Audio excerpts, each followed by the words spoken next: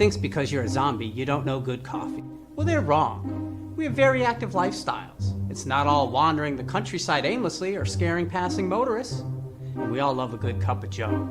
And there's only one brew that gets my seal of approval.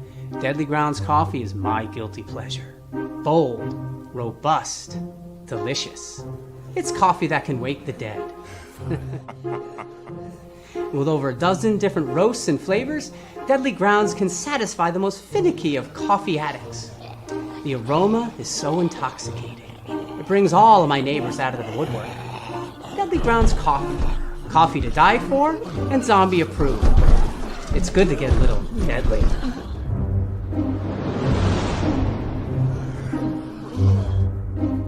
Use the front door! Oh, they're so disgusting.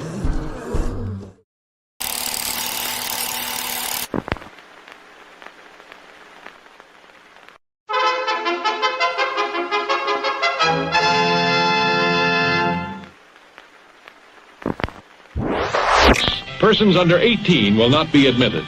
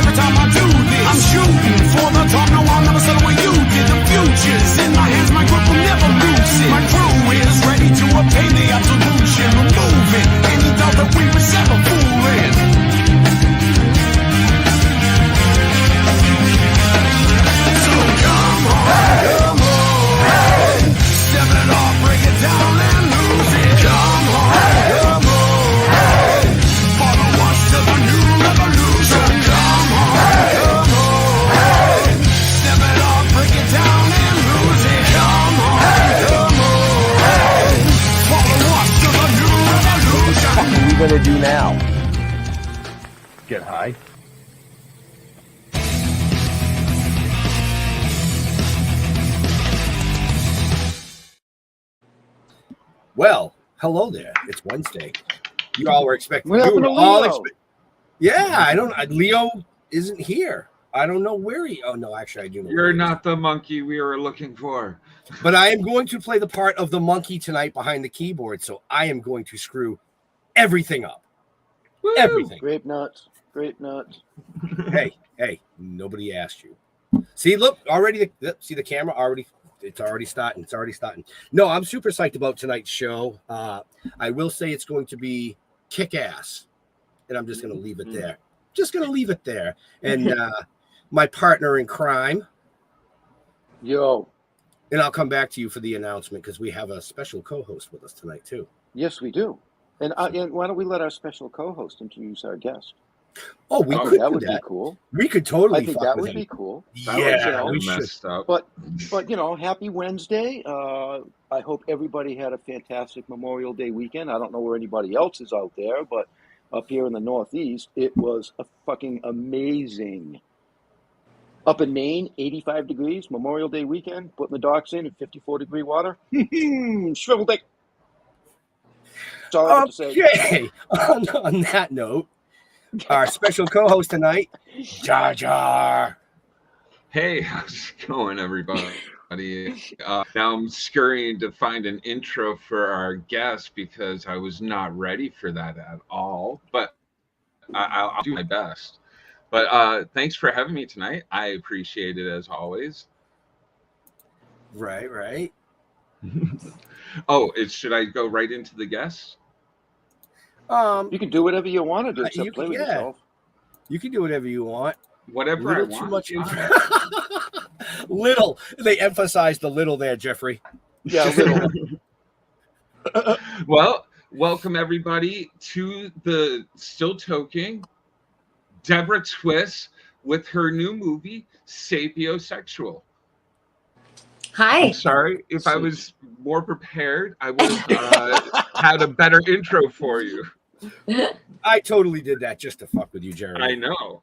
You guys know how much research I do, and yet, like, you know what? I should have been like, and here we have from age 6, a girl who made a witch puppet, and her teacher tried to dismiss her creative talents, Miss Deborah Twiss. See, I do crazy research about Yeah, people. you really do. My goodness. You see her eyes light up. She's like, "Oh, there's another one I got to block on Facebook." Yep. Wow, that is okay. That's A witch deep. doll. That's going back to like 5.5 years old. Yeah. Right. Well, Yep. you start young, huh? Oh yeah. Hey. So What? There was no innuendos there. But I am curious about this witch doll. Now that it was brought up, I need to know about this. It was a witch puppet that A puppet. Yeah, in first grade, we had to build puppets, and then the first grade teacher wrote a script for us to perform, and I didn't like it. So, and my handwriting wasn't that good yet because I was only in first grade. So I asked my mom to help me rewrite the script. And we really pissed off the teacher really badly. Then I should have known. I should have known then what my future was going to be. That I was already writing the script for my teacher in first grade, telling her it wasn't sufficient. Well, now, was it a sock puppet? No, it was a really cool puppet. It was paper mache, and and then the hands were made out of the short popsicle sticks. So you put your hand in, and you're like that kind of thing. Yeah, she was I'm not scary going to touch looking. that. I'm going to be nice for right now. yes, you should. Just remember, I control the buttons tonight, and I can mute. Yeah, I know. I know. So, wow. I mean, you've done a ton of stuff. A ton. Like, and we could do the whole show just by listing all of her credits. You know, right. That'd be a good way to pass an hour. It'd be a fast way to pass an hour. But we are here to talk about your newest film that you wrote, produced, and acted in, correct? Yes. Called Sapiosexual. Yep. Did I pronounce that right? Yeah, completely. Excellent. Look at that. I didn't screw it up, Jeff. No. Do you know what a sapiosexual now, is? If I read that correctly, if I read what I was reading correctly, the original title was just Sapio, correct? Yes, but then my distributor, who's also the executive producer, said, I think we should put the whole word, sapiosexual. And I said, well, is that going to help? Is that going to hurt us, though, in, actually getting it on streaming platforms? Because I don't know if you're allowed to say sexual. So, right, exactly, Kelly Roy. It's like, it's love of intelligence. It's a passion. A sexual attraction to people because of intellectual stimulation. And I had heard about it years ago, and I just always loved that concept. And, that's how the whole thing was actually born, from hearing the word. Okay. I mean, I watched the movie today, and I'm going to say that, at the very beginning, I was quite confused. Easily done. Yeah, that is easily done. There's a lot of stuff thrown at the beginning of that film that you don't understand what the hell's going on until much later. Yeah. Which I thought was, really, really cool. Cool. I mean, a thriller. Yeah. A different kind of a thriller from what I'm used to as far as a thriller goes, because it's more of a, to me, it's more of a psychosomatic kind of a thriller. Yeah, it's psychological. Yeah, it's supposed to like be the kind of thing that makes you. I mean, just like the title, Sapiosexual, it's supposed to make you think and really like go deep into what is going on here and examining what the characters' real motives are and all of that kind of thing. See, But you have I to was think. I was going to say, I mean, Preferably. so, attracted to yeah, intelligent people, she is definitely on the wrong show. yeah. I was gonna say Wrong that one show. too. Just Wrong going to show. say, wrong show for that. So, No, You were actually, that's not true. We're all highly intelligent in our own right.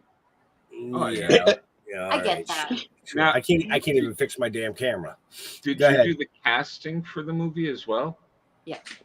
Yeah. Well, I mean, I had a casting director help me find the guy who played Dave, Wow, the Kelly. Freddie. I mean, the guy that played, and his name's Dave Edwin Williams, and he played Freddie. The casting director helped find him because I couldn't find anyone that was just right on my own, by far. So my casting director, Donna McKenna, Well, it actually seemed like you guys known each other, so I guess you did well. she did very well, and he's amazing. He's a fantastic actor. So, and the way I work, we get very comfortable very quickly on my sets, all of us, because so many of the people that are behind the scenes have worked together for many years. So it's this environment where everybody's just comfortable and laughing and having a good time. So That's good. Worked out well. Yeah. Is anybody I playing practical jokes on set? Actually, this is kind of too deep of a movie, so I guess it's not that much. Well, we didn't have time for any kind of practical jokes. I guess the biggest practical joke is me upon them when, in order to prepare for the sex scene, I bought these beige, skin-colored Teletubby suits. And so we were all like in these one-piece outfits that were from neck down to toes. And we did all kinds of like maneuvering around and pretending and all that kind of stuff. We filmed it. But then I saw, like on camera, you could see the suits. And Where's I made that footage? it's really fun. I'll show you that. the Teletubby's got it. Yeah, that's It's tough. great. Like, hey guys, remember that movie we were in together? And I got this other movie we're doing, and if you don't do it, I got the Teletubby footage. It's really funny. It's so silly. But it made us all really comfortable. And then when everybody looked at the footage, we all said, okay, forget it. Just like get rid of the suits. It's fine. I mean, and it was good because it gave us like time to get comfortable just being physical with each other and then realize just how stupid it looked on camera and that there was no way around it. So it was like, okay, just take off the suits. Let's go. Whatever. Who cares? We're already laughing. Let's just keep laughing and filming. How long was filming? 5 days. 5 days. Wow. Oh, nice. Wow. Okay. 2 camera setups, sometimes 3. And I mean, this is why I wanted to go back to the Dogma 95 style of filmmaking, which was all about like, you shoot digital and not like the Red or Panavision or anything crazy that's going to require film, like 35 millimeter film kind of setups for lighting, but actual like, use candle light, use practical light, and just go. And because we had cross coverage all the time with the cameras, it was possible to do improvisation without any effort because we knew we were covered on reactions and everything. I mean, I've never been, after watching a movie, and I've watched a lot of movies, I've never been left erotically confused in my life. That's the best way that I can put it. I mean, I guess that's good. I don't know. Right. Well, you made the movie, so what did you want to try and get people to feel? I wanted people to feel like this whole concept of this Me Too movement, there might be a darker side to it. That's what I really wanted to convey. And that was there. That was definitely there. And the main character, I lived through the 90s and the film world of the 90s and, had people that wanted to give me $1 million if, I did things. And very easily just laughed in their faces and turned them down. It was like, what the guy? I would have been a millionaire. But I didn't realize that was actually the transaction until the Me Too movement came out, and I was like, oh, I was supposed to like suck their dicks and fuck these guys? Shit, I could have been A-list. But I wasn't, because I was Jeremy does that for $20. $20. But and a meal. All right. McDonald's dollar menu. Well, you know. Don't want to But like, scare I anyone realized away. like what was going on, and I Right. thought, damn, like, you know, all those opportunities and that went nowhere in the 90s. Now I understand why, you know. And there was, I feel great within my skin. You know, I did nothing that I regret, but you know, I think back and I'm like, well, would I have done that if I realized that really there was $1 million on the line? Maybe I would have. I wouldn't have complained about it after the fact. But, I mean, you know what I mean? True. So I do have the trailer. If you'd like to show it. Yes, please show it. I would love people to see it. All right. So would you like to bring it in? You do it. This All is your right. show. Yeah, goddamn All it, right. then do something. So we have the trailer here for Sapiosexual, which is now out, right? Yeah. It's on Prime and on iTunes. Okay. So there you go. Here's the trailer. Massive storm tonight. So why Sapio? It's about sapiosexual, when people are attracted to each other from intellectual stimulation. I am really thrilled about having you two here today. How long have you two been? 3 years, give or take. I think two men together is really exciting. How about two women together? I find many things enticing. What stops you? Who says I stop myself? Sex and creativity. They go hand in hand. It took me years to get over you. It's always been about both parties, what both parties want. Learning all kinds of interesting things about you tonight. Stick around. The best is yet to come. Kiss her. Kiss her! You knew what you were getting into when we started.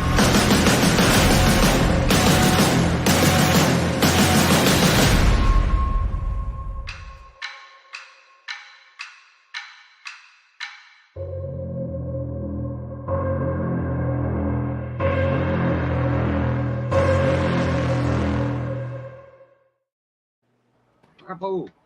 And there you have it, folks. Don't worry, we'll play it again later in case you missed some of it. Wow. Now, I found that to be a film that you really had to pay attention to.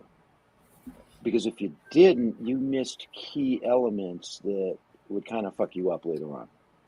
Yeah, definitely. You know? Because I had to rewind because I would miss something and be like, what did I miss here? Because the transitions were quick but vague in a lot of ways. You know what I mean? There was a lot of hidden innuendos going on. And, you know, so I rewound quite a bit just to try and understand exactly what was. And then when the movie ended, I was like, I had no fucking idea what the fuck was going on. Well, but that's the thing, like, you know, everyone. I did like the ending. The ending was great, which we won't give away, but it was definitely unexpected. Cool. Good. I'm glad you got that, because that was really critical to me. That, you know, I want people to have that moment where they check themselves at the end and they realize what really is going on here. Yeah, and that's like what we'll call it, checking yourself. Right. Yeah, okay. Checking yourself at the end. Yes. You know, like I said at the beginning, there was a lot of those little things that were brought to light that you don't understand. And then it was at the very end where everything got tied together. And it was just beautifully done. Ah, thank you. Thank you so much. Bravo. And you can I love check it when grown-ups get me. You guys can find out all about our amazing guest her movies, all her movies that she's done, in the show notes up above or down below, depending on where you're watching or listening to us. See, I had to do that for Leo because Leo usually does that for us. Yeah, that's why I'm here. Yeah, well, no, actually, you're here to take my place so I can take Leo's place. That's why that's why you see me doing a lot of this. Right, Deborah, and you wonder why I'm fucking confused. I'm Ben. All right, so no. As Ben was saying, though, you've done quite a bit of different roles in diverse roles throughout your career. Do you have any really favorite things that you've done? Like, I know you've worked with like people like Eric Roberts and well, so many different people throughout. Anything that really sticks out that you're always telling stories about, like to the kids, being like, you know, this one time on this set, and they're like, yeah, Mom, we know. You've told us like 27 times. No, I mean. Oh. Blackout. Somebody called. Yes. Hello. It's so ridiculous. I hate that. No, there's nothing actually. I love each thing that I do, and each thing is individual. And the one thing that I vow to never do is to like harp on one thing that I've done. I mean, you know, I know people that made movies. Like there's this one guy who made, bless his poor heart, he made a movie 20 years ago for $20,000 and never did another movie after that. He still works in production and everything. But like this poor guy, that's all he ever talks about. Like every conversation goes back to this movie. And like I don't like to even bring up, like I don't bring up other movies that I've made. I like to talk about other ideas I have or other films that I like that are cool, or like TV shows I'm watching that I'm like obsessed with, that kind of thing. But I don't know, I don't like to really you know, in normal polite conversation, I don't talk about myself and my career much, because you know, to me it could always be better. So You've been why there, am I done that? What's next? Well, but I want to do more, and I want to do better, and I want to do bigger, you know, over and over. Like everything should build upon the last one and become better. And so I can't like look back at anything and be like, ooh, that one was really great. Cause like I see things that I would change. So, you know, right now, my favorite thing is Sapiosexual. And then when I film Broken at the end of the summer, that'll be my favorite. And then when I film Release, that'll be my favorite. Yeah, I mean, it's just the way my brain works. Maybe there's like, you know, some kind of mental issue here that it's like, you know, only what's right in front of me is what's most important. And then, you know, I move on and it's like, okay, now it's here. Well, that's a real healthy way to look at it. Yeah. Well, yeah, what's done is done. You got to move on. You can't hop on that. I have an opposite question to what he just asked. Is there a role or a film that you've been in that you wish you didn't do? Let me think about that. As the silence. No, because everything, even like, okay, there's this, the first one that came up, the guy who wrote it and was the producer was the biggest piece of shit I've ever met in my life. This guy, like, he was such a narcissistic asshole. And no matter what I did, he was like, no, I want you to be uglier. And I want you to be like gross and all this other stuff. And I kept working on the job because I wanted to protect that character. I felt bad for her. Then I was like, I felt like, you know, I needed to protect the way this character would be portrayed because I felt like this guy was going to destroy this person, even though she didn't exist. She only existed in my imagination. So, you know, in some ways one would think, oh, well, do I wish I'd never done that? But I don't. Because everything I've ever done has led to something else. Like I learned something. I take something away that makes me more of who I really am. It exposes other parts of me, other strengths, other places. I think it's really a fascinating process. And this is the thing I love. Like, I'm a believer in reincarnation. And the thing that I really love about acting and filmmaking is like whatever project I'm on, whatever I'm doing, it's kind of the same as like, okay, so right now I'm being Deborah Twiss, and everything in my focus is about being Deborah Twiss. But then, like, when this life is over, I'm gonna be like, Candy Apple Sunshine was born in Brooklyn or whatever. I don't know who. And, and I might have memories of being Deborah and things that happen, but all my focus is going to be on being Candy Apple Sunshine.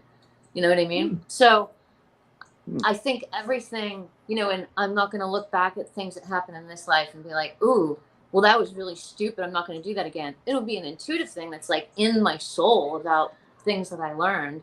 I'll make sure to, try to not make those same mistakes. I hope. I don't know. Let's see if karma works and that kind of thing. But, and I think it's the same thing. And it's kind of like this microcosm, macrocosm type of thinking.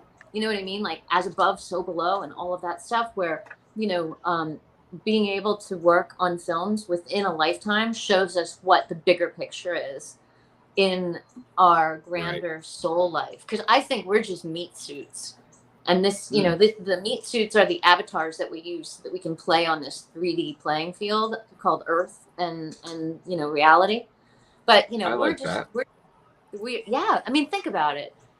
Well, I've always thought of where energy can't be destroyed. Therefore, when energy is displaced, where does it go? So I don't have a real belief system or anything like that, but like energy is what we are. So it has to go I know somewhere. I'll reach out afterwards because I know some books that you should read all about reincarnation and going back into your past lives. When I first moved to New York, Something I wouldn't have thought of you, Jeff. My uncle wrote them. They're awesome. Oh, no kidding. Really? Yeah. That is so cool, Jeff. Mm-hmm. That is so cool. I totally want to take a look at these things because I've been a believer since I was born. I mean, I remember the delivery room that I was born in, and I remember thoughts I had when I realized, like, I had this, like, heavy torso and these short little arms and legs, and I was frustrated because I couldn't, like, move much, and But anyway, I'm fascinated by all that kind of stuff, but that's getting back to the original question about anything that I regret. I have no regrets. I make sure that in my life I have no regrets. I'm amazed you remembered the original question because I had no idea where we were going from with all of that. I was like, what was that all about? Right.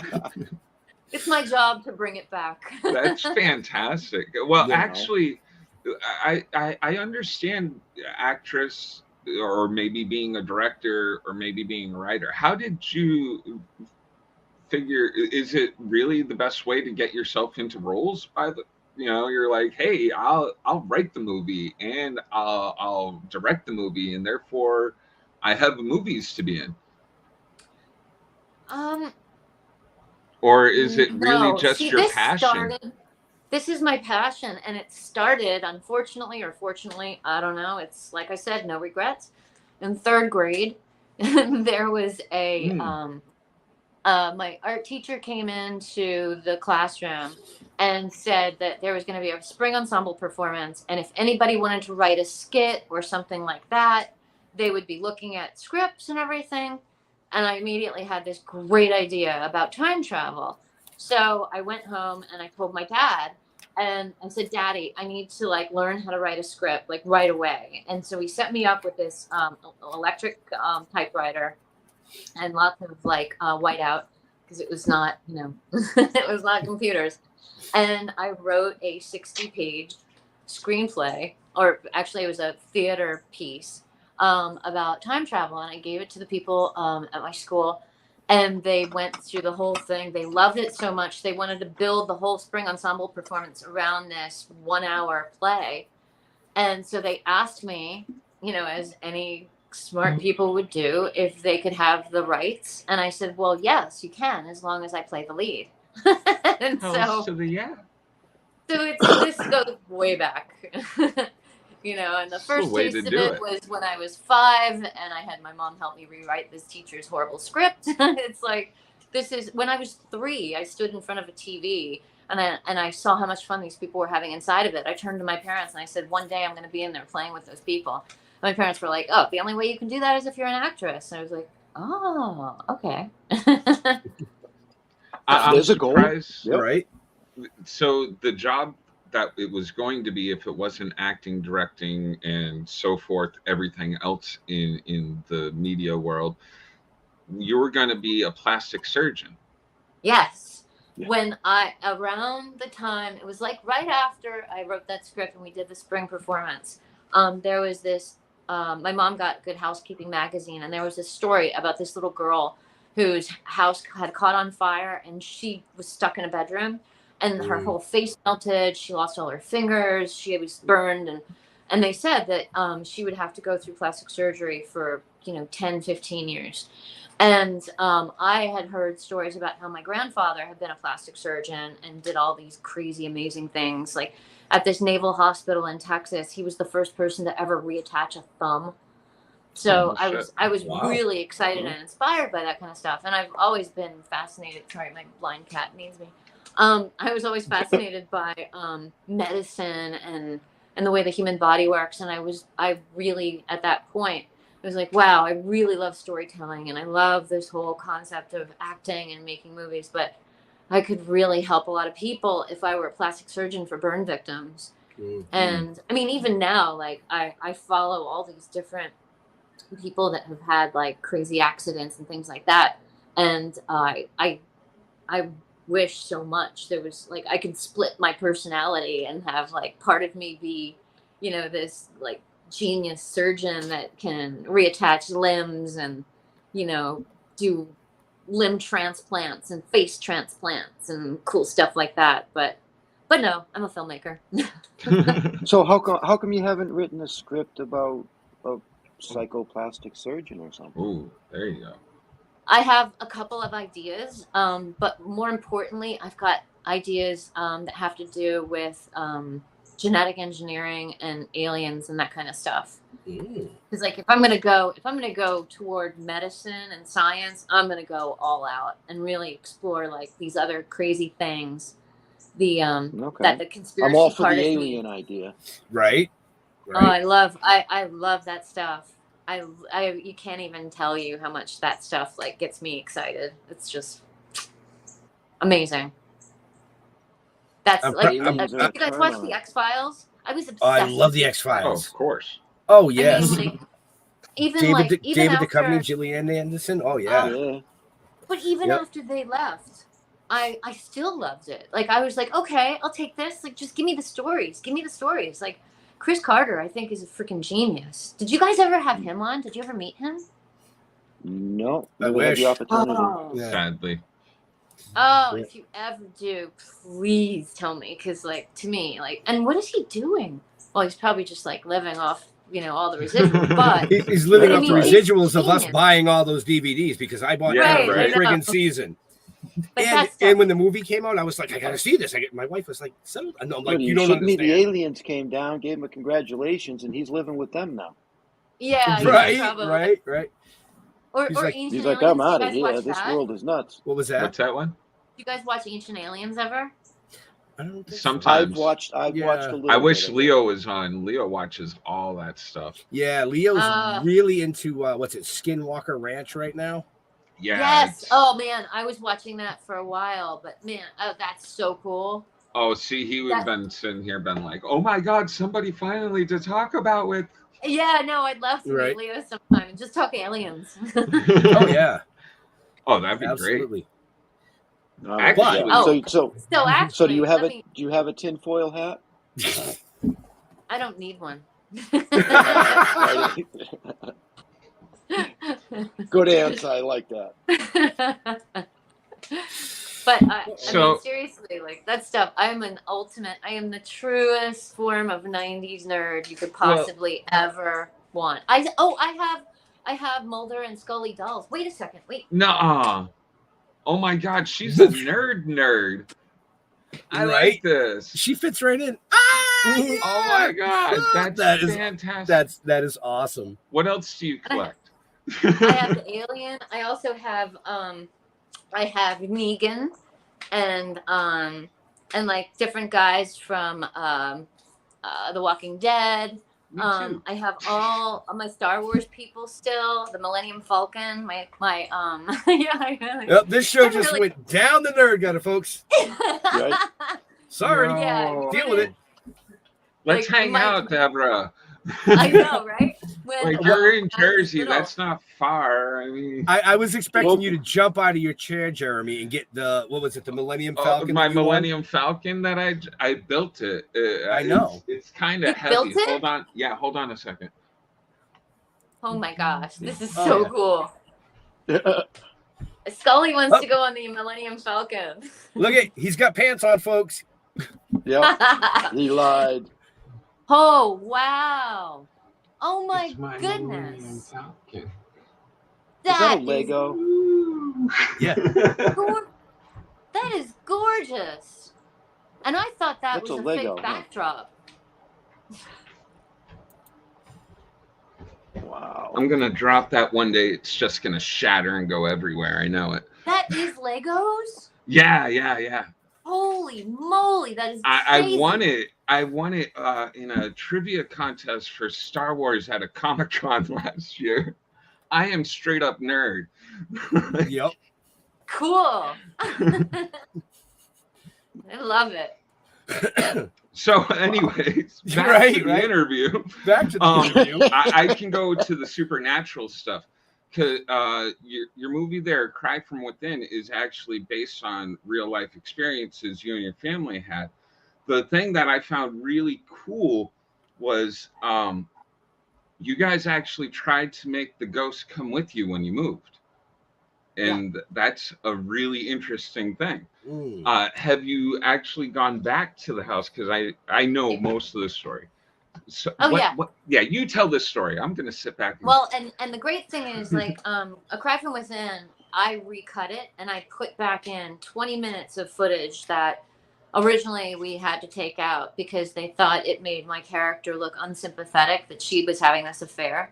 But I'm like, no, that's the character and that's the reason. Like, these are people that are having a fractured marriage. They're like, they reunite as they move out of the city. So, but in the real life version, it was me, my husband, my kids. We were living in his parents' brownstone, and we were having these crazy experiences with this ghost that lived in the house. And I mean, it was so bad. My daughter, she was only about 1.5 or 2 at the time. She would see this thing and then all of a sudden freeze and like just start like hyperventilating, and she'd want to get inside my shirt and hide. And she would just be like, and finally, my son told me it's because of the bad boy, Mommy. Sydney sees the bad boy and it scares her. And then afterward, like years later, my daughter told me, because we had a family bed. We had 2 king size beds that we put together. Mm-hmm. And my daughter would sleep next to me. Oh my gosh, my cat just like cut open my leg. Excuse me, I like the blood. Nice. Are you okay? She's like the coolest chick we've ever had on, guys. Right? She's like, oh, I'm bleeding. It's all good. Don't worry. Keep going. Are you watching Yellow Jackets, by the way? After we'll get back to your story. No. The 90s stuff. Yeah, the 90s stuff. You would love it. Mm-hmm. Oh, cool.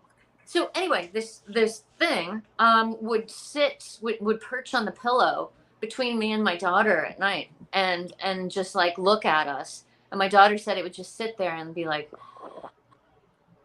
and but I thought to myself, there's so much more to the story. I'm not going to get into it all though, because we could spend an hour just on that. But I thought, okay, well maybe this spirit needs its story told. And I got in meditation downloads of what it was. And then I thought, you know what, this is probably wrong. This probably wasn't like, a kid that died in this house. I'm just going to let this go. This is stupid. And that night, after the kids were asleep, my husband was asleep, I closed the doors to my computer cabinet and I went to bed. And this was the parlor floor of a brownstone. And there was a chair way up in the front of the house. So it's like 40 feet between like where the back of the house is and the front. And I lay in the bed And I'm laying there thinking about how, this is stupid. I'm not going to do this script. I think it's like wrong. And I'm embellishing things probably. These aren't downloads. This is just my fantasy.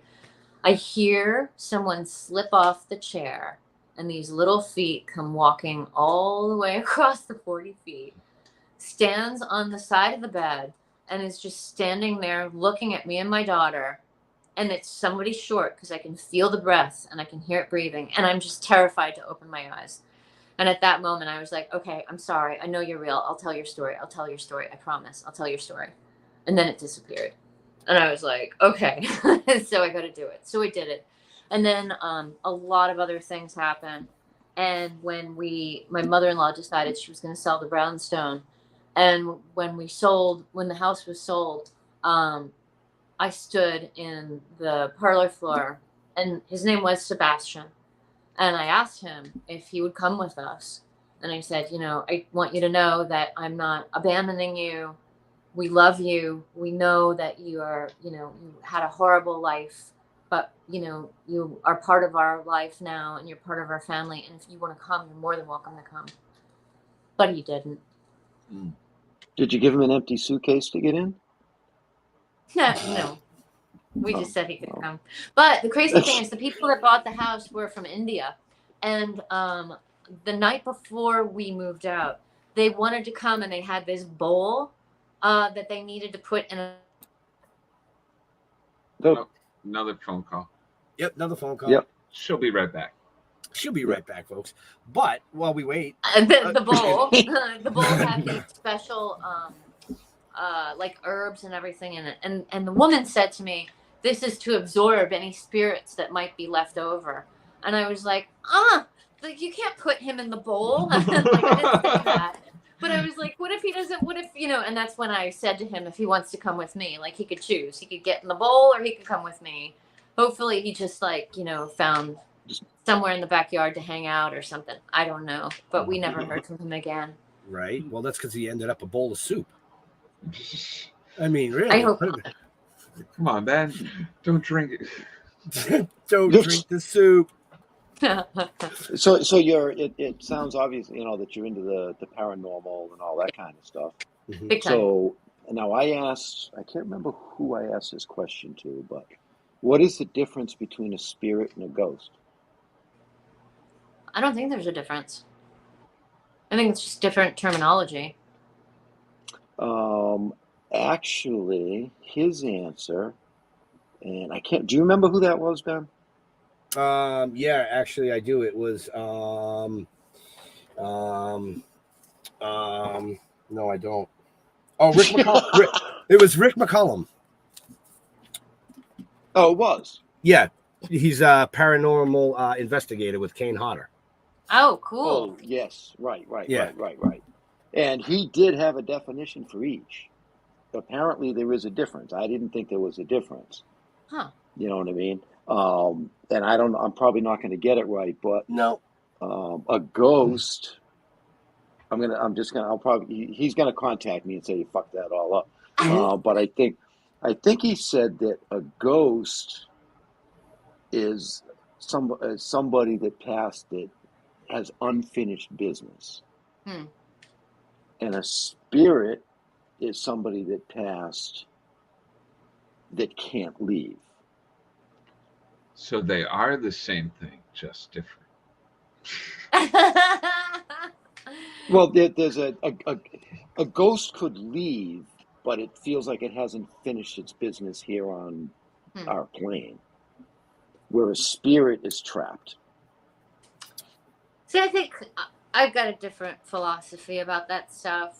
I don't think anything gets trapped. I think there's maybe a connection to a place or something. I don't think that spirits actually get trapped. I think they like to revisit places where something maybe great or tragic or like something extreme happened. In Sebastian, A Cry from Within, one of the things that I say is, it's kind of like that smell or that feeling. Like you walk into a room after an argument. And even if the people have stopped arguing, you feel that feeling. It's there. It's like it changes the energy. And I think that's what ghosts and spirits are. They're attracted to the energy that's lingering from something crazy that happened in the location.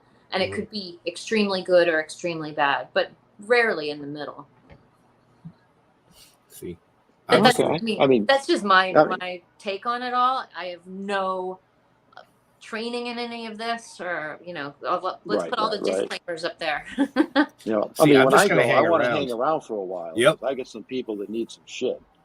Oh yeah. I am gonna fuck with everybody.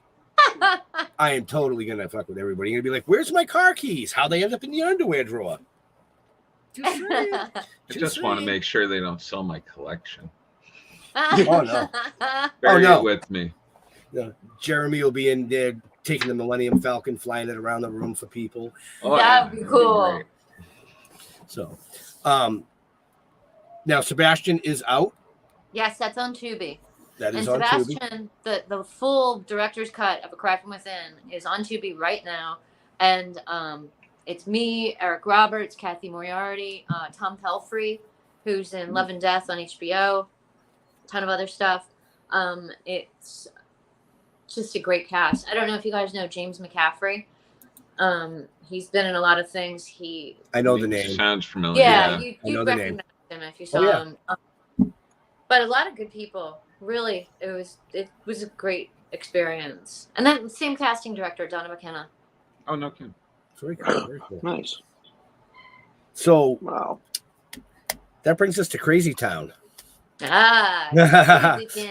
like how I did that, right? All this just brought us to Crazy Town, folks. I'm just saying. It's just that simple. I thought we were already there. Oh, we are, but we're going to revisit We all live in Crazy Town. Tell us a little bit about Crazy Town. Crazy Town is built as a TV show or streaming show. It's 7 episodes, 30 minutes each, a whole first season. And it's based on the experiences that I had dancing in strip clubs in the 90s. And that's how I came to New York to be an actress, and I studied at NYU, started waitressing, was a nanny, left those jobs because I would get cast in plays. And then, everyone thinks, oh, being a waitress is easy if you're like an actor. No, it's not, because usually the people in New York that run restaurants are failed actors. So if you get cast in something, they're really pissed off and they fire you. Because it's like, well, how dare you pursue your dream? You're supposed to be dreaming of being a better server. So I was like, okay, well, what am I going to do? It's the middle of summer. I need to work. I need to make money. I need something that's going to give me flexibility without any bullshit. And so I went and auditioned to work as a dancer, and I started doing it. I was only supposed to do it for like a year or two. But then I got involved with this guy who was like, oh, well, I need you to pay the bills so I can write the next great American screenplay and be called a director and blah, blah. Anyway, so I made that whole experience. And that worked? So, well, yeah, believe me, I freaking left the first second I could. But I made the whole thing into this show, Crazy Town, which is, I'd seen so many things over the years of like male directed or written things about strip clubs, and every time I roll my eyes, I'm like, that's not what it is. This is like a male fantasy of what's really going on. So, I had this thing that I started writing in 99. And so finally I was like, you know what? Screw it. I'm going to do it. I'm just going to do it. And I'd been doing a lot of directing and producing of these corporate videos. So I had the financing. It was my own. And so I said, come on, let's do it. Let's just get the cast done and get in there. And so we did it very much like the show Barry, where it's this dark comedy. There's some dramatic moments too. There's like, I talk about the Russian trafficking that happened. Like, I saw it firsthand. I saw girls who were undercover FBI working in the strip clubs, and there were people who had been to jail for credit card fraud, working for the mafia. All of that stuff is in Crazy Town. Girls that were straight that became bi that then became lesbian, girls that were lesbian that became bi that then like turned straight. It was everything you could possibly imagine. There was this one woman who was an ex-child movie star from the 1950s who had gotten all this plastic surgery in South America and was trying to pull herself off as being like 35 years old. Everybody knew she was probably 65. And this chick made like $1,500 a night because she had all these older men that would come in, and she would do crossword puzzles with them and read with them. And I mean, but that is what the show's about. It's about what really goes on in the strip clubs and what what was really happening in the dressing room. And it's so fun. I tried to tell my ex that it was all crossword puzzles and reading. I wouldn't know. I've never stepped foot in a strip club in my life. Never once, Of course Jeff. you haven't, Nope. Jeff. No, not once. Wow. No, Ben? I've known him going on 38 years, and I've never seen him step foot in a strip club. Wow. Nope. Cool. I have been in about 20 years, but But I'm sure behind one of those doors he's got a stack of porn. But... yeah, right.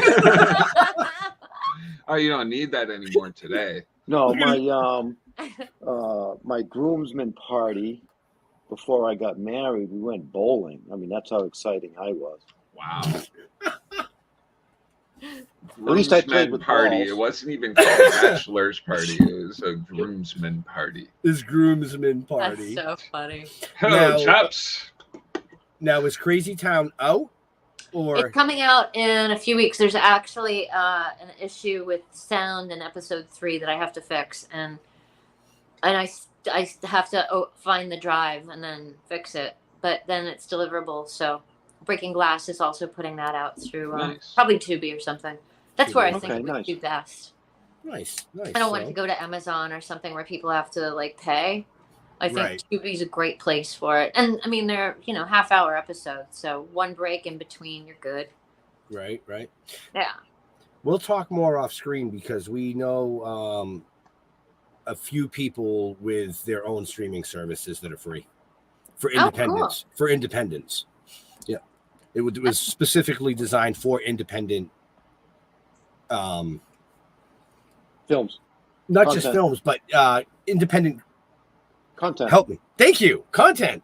Cool. That was the word. See, I was drawing a blank. Somebody just went Not in my unusual. Head. Hey, you're still number one. Unusual. So, but yeah, awesome. Now, what was the funnest film you ever worked on? Actually, I worked on Tom Six's movie, The Onania Club. Tom Six was the guy that Human Centipede. Hold on, how do you say it? The Onania Club. The Onania These Club. guys were trying to say it before you came on earlier. I saw that trailer today. That movie, we had such a good time. I mean, and it was so much It fun. looks it. I bet. Oh my gosh. I showed up. All I had to do was act. It was so much fun. So much fun. And the camaraderie I had with the other women. And Tom Six is fantastic. He's so funny. I mean, we just had such a great time. It was fantastic. And actually, it's so funny because I really enjoy like European directors. The other film that I had a really fabulous time on was something that just got shot last October called Art of Diversion, where I play a lesbian FBI agent. And it's really intense. It's like this erotic thriller. And that was a lot of fun, just because I love my Italian director Gabriele Altivelli and Antonello Amidi. He's this incredible cinematographer. Like they're so fantastic. And when you love the people you're working with, and also I have to say, like when I get to show up and just be an actress, it's like being on vacation. It's like phone call. I swear I'm not calling her. No, it's my kid asking for food again. Can you feed us, please? Yeah, that's it. It's like, can we please at least order pizza? It's like, wait a minute. Sydney, order pizza! Nice. They're gone. No response. His head's in the fridge looking for food. No, they're like, when's she gonna feed us? When's she gonna feed us? Shortly. Right? Yeah, we have about 5 minutes left with our amazing guest. So if you have any questions or anything, get them up in the chat. But we are The here chat's talking. been rolling all night. Oh yeah, too. oh yeah. We are here talking about your newest movie, Sapiosexual. And if you'd like, I can run the trailer one more time. Sure, go for it. Or we can just keep talking, and they can just go find the fucking trailer themselves. I don't care. It's up to you. Yeah, run the Either trailer. way. Let them see it. It's enticing. It All is right. actually. Here it is. I love the music Sapiosexual. for it. Massive storm tonight. So why Sapio? It's about sapiosexual, and people are attracted to each other from intellectual stimulation. I am really thrilled about having you two here today. How long have you two been? 3 years, give or take. I think two men together is really exciting. How about two women together? I find many things enticing. What stops you? Who says I stop myself? Sex and creativity, they go hand in hand. It took me years to get over it. It's always been about both parties, what both parties want. Learning all kinds of interesting things about you tonight. Stick around. The best is yet to come. Kiss her. Kiss her! You knew what you were getting into when we started.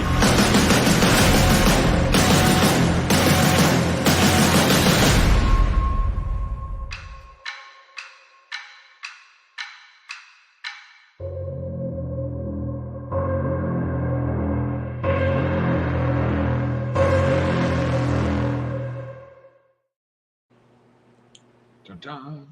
Hell yeah. And you can find out all about our amazing guest, her amazing movies in the show notes, up above or down below, depending on where you're watching or listening to us. So, yeah, get off your ass and go find it. Excuse me.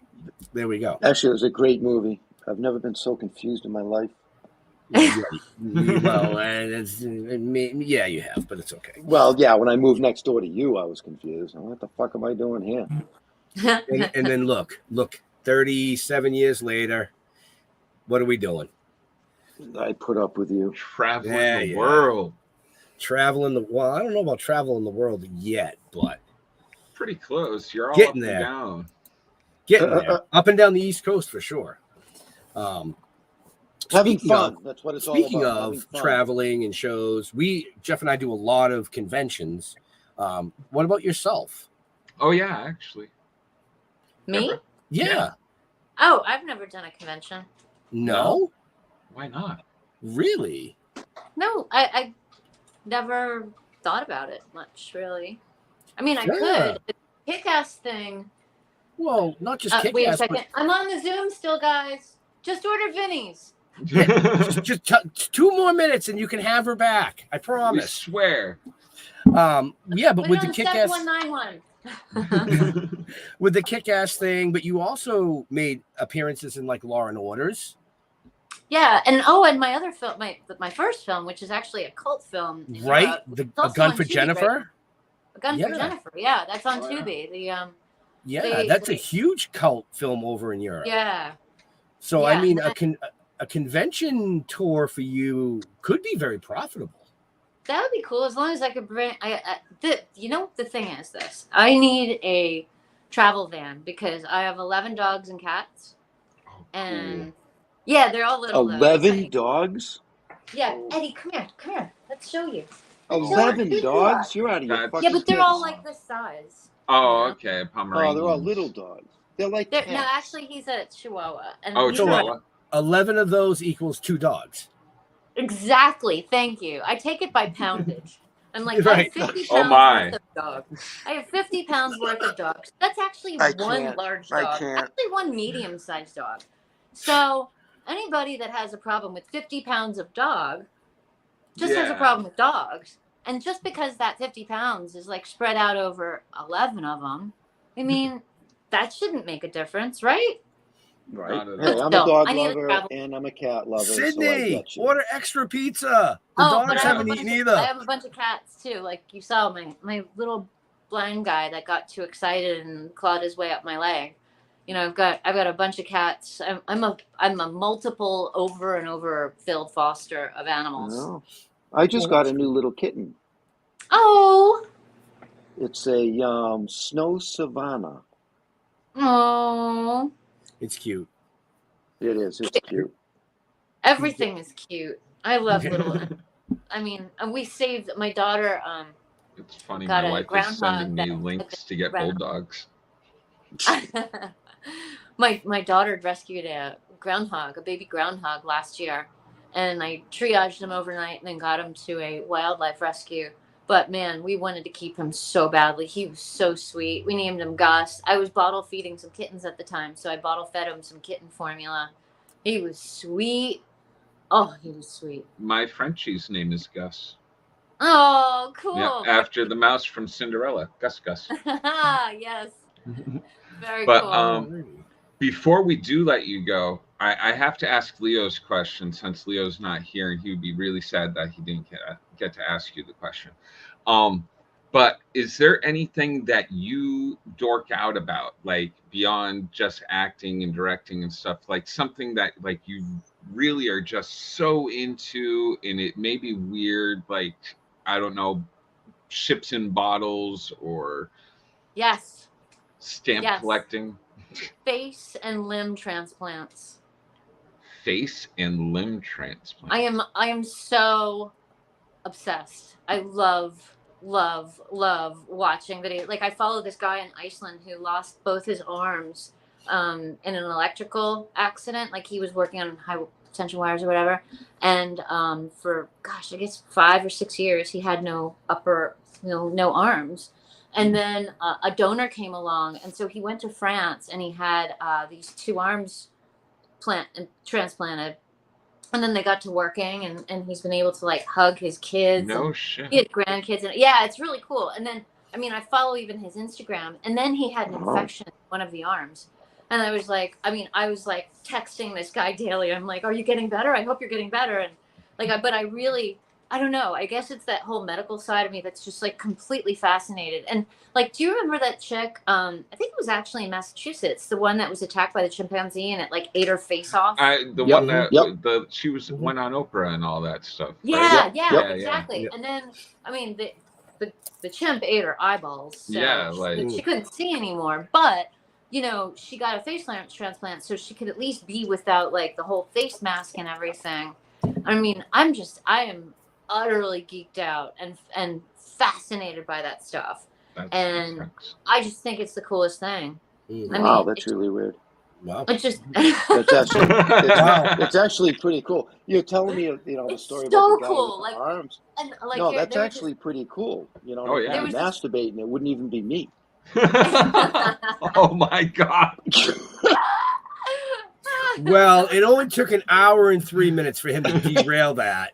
I literally was waiting for it in like the first 15 seconds of the show, or when she mentioned how do you pronounce it? The Onania Club? Onania Club. Because when we watched that trailer earlier, I go, dude, you got to see this trailer. I called him like, you have to see this trailer. You know, I go, I think one of the lines in there was, I can't, I'm dry. I was like, what? The crazy thing about that film, I mean, Tom Six is a crazy director. He's very cutting edge. But they can't get distribution because in the massively politically correct climate, like, you cannot show this story about rich, white, entitled bitches who are that get off on other people's misery. To me, this is the biggest political message you could possibly. And I know we're not talking about politics or religion, but no, you're good, though. You're good. No. This film, and I even said to him, we know a platform that can fit on. Mm-hmm. What? We know a platform to get that on. Well, I mean, the problem is he needs to make his money back. That's the problem. Yep. Yeah, we'll talk off. We'll talk about that. Yeah. Yeah, because there's ways to make money back. Absolutely. But I mean, he did a good job. He's a great filmmaker, and he's a great person. I want to see it. You should have him on your show. I'll send you. Yeah, I'll send you my information after the show, and have him reach out. I'll definitely book him. But I mean, you know, they're amazing. And I mean, it would be great to, like, you know, also get some replay on, you know, his other movies. Like, he did 3 of those Human Centipede films. And, you know, he's good. He knows what he's doing, and he knows how to press buttons. I mean, those people that are like in, you know, Denmark, Germany, Austria, they're crazy. They are freaking nuts. Did you ever see Funny Games, the Michael Haneke film? Not I. About the crazy ass, insane serial killer type people that break into a totally normal family's house and torture them to death. What's it called? Funny Games. I mean, it's like it's insane. And they tried right up your alley, Jeff. Oh yeah, that's right up my alley. Oh yeah. When, you know, whenever they do an American remake of these things, of course it's got a happy ending. But, like, you know, the actual originals. I like happy endings, so. Don't we all? Just saying.